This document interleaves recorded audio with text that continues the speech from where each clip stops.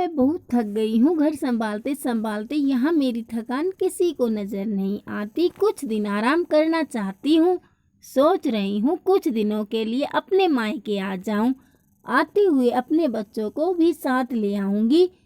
वे वहीं से स्कूल चले जाएंगे। आखिर एक ही शहर में ससुराल और मायका होने का कुछ तो फायदा मिले। नम्रता ने फोन पर अपनी माँ से कहा।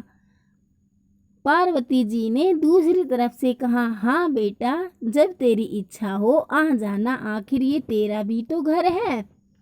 ठीक है माँ, तो मैं कल ही आ जाऊंगी। नम्रता खुश हो बोली।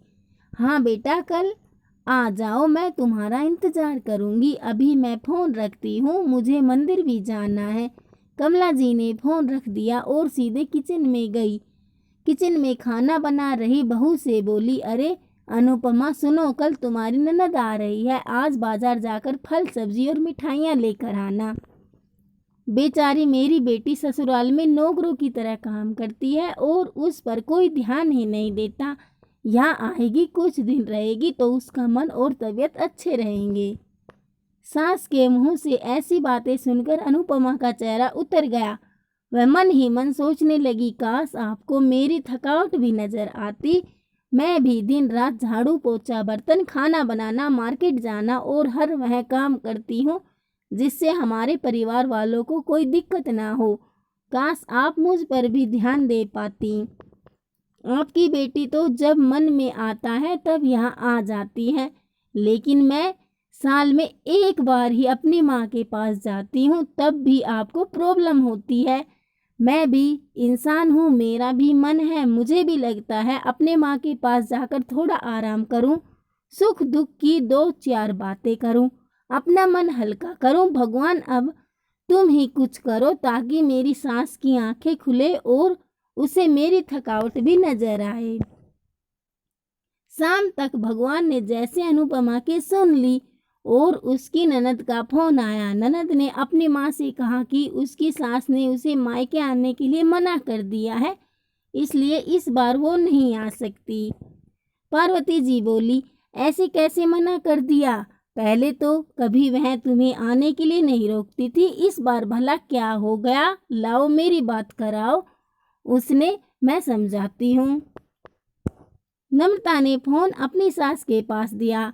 पार्वती जी ने कहा, नमस्कार समधन जी, आपसे कुछ कहना था। समधन जी ने कहा, कहिए। दरअसल नम्रता कल त्योहार है, इसलिए अपने मायके आना चाहती है। अगर आप उसे भेज दे तो अच्छा रहेगा।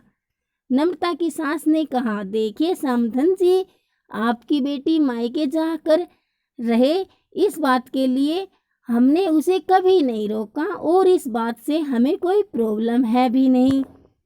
कुछ दिनों पहले मैं अपने रिश्तेदार के शादी में गई थी, वहाँ आपकी बहू अनुपमा की माताजी से मिलने का मौका मिला।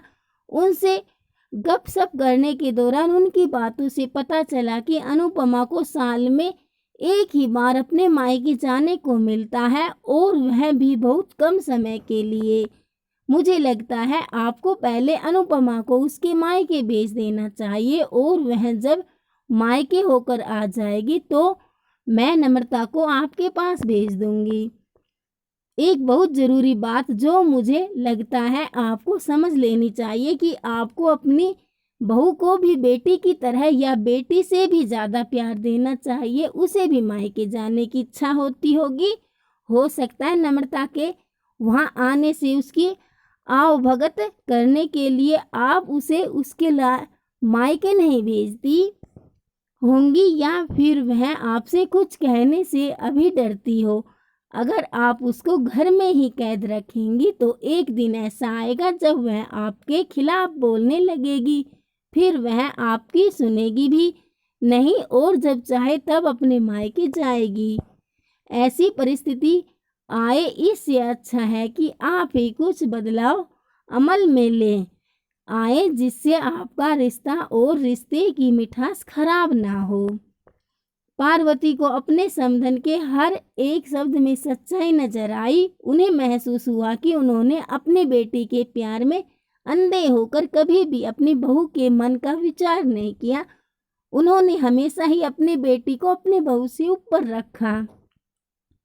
दूसरी तरफ नम्रता भी अपनी भाभी के बारे में हो रही इस बातचीत को सुन रही थी। उसने भी रियलाइज किया कि वह कभी भी अपनी भाभी के साथ ठीक से बात नहीं करती और जब जब वह अपने मायके जाती है तो भाभी थोड़ी उदास रहती है। पार्वती जी ने अपनी बहू को बुलाया और उसे कहा कि अनुपमा कुछ दिनों के लिए नम्रता नहीं आने वाली है, इसलिए पहले तुम अपने मायके होकर आओ। यह सुनते ही अनुपमा का चेहरा खिल गया, क्योंकि यह पहली बार था जब उसकी सास ने सामने से उसे अपने मायके जाने के लिए कहा था। अगले दिन अनुपमा अपने मायके गई और इस बार 1-2 दिन नहीं, पूरे हफ्ते भर रहकर आई। अपने माँ बाप से, अपने रिश्तेदारों से मिलकर आई और जब वह लौटकर आई तो उसका चेहरा खिला हुआ था, उसकी आंखें चमक रही थी। अनुपमा के आने के बाद नम्रता भी अपने मायके आई और इस बार वो खुद सामने से अपनी भाभी से खुशी खुशी मिली और अच्छे से बात की। नम्रता ने अपनी माँ से बात करके उन्हें भी अच्छे से समझने में मदद की कि वह कहीं ना कहीं अनुपमा के साथ गलत व्यवहार कर रहे थे।